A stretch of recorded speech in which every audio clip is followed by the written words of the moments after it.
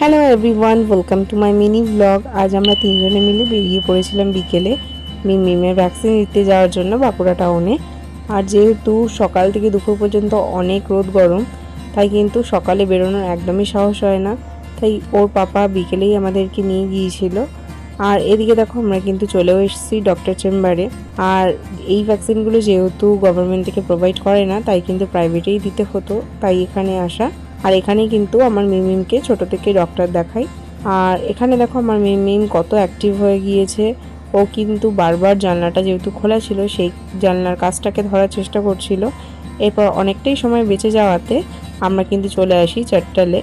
আর বিয়ের পর এখানে কিন্তু আমি আর মিমের বাবা দুজনেই কিন্তু আসতাম অনেকটা সময় কাটানোর জন্য। আর সব থেকে এখানে স্পেশালিটি হচ্ছে চিকেন টিক্কা এগ রোল, যেটা একদম কলকাতা স্টাইলের হয়। আমার কিন্তু বেশ ভালো লাগে, তাই কিন্তু এখানে আসা।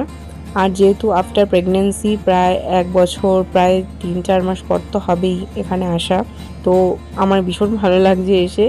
আর সব থেকে ভালো লাগে এই জায়গাটা, কারণ এটার একটা ওপেন স্পেস, মানে ভীষণ খোলামেলা। বিকেলের টাইমটা কাটানোর জন্য একদম অ্যাপ্রোপ্রিয়েট একটা জায়গা। আর এদিকে আমার মিমি সোনাকে দেখো একাই কিন্তু চেয়ারে বসেছে।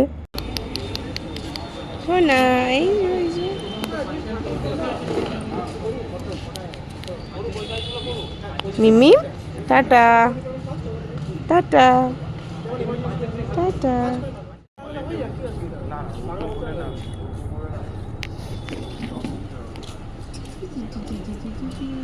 পর যেহেতু মিমের পাপা অর্ডারটা দিতে গিয়েছিল, সেই ফাঁকেই কিন্তু আমরা মামে একটু ভিডিও শ্যুট করে নিই।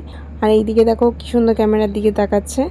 এরপরে কিন্তু অর্ডারটা আমাদের চলেও আসে, তাই ওর হাতে কিন্তু আমরা একটা সুগার ফ্রি বিস্কিট দিয়ে দিই।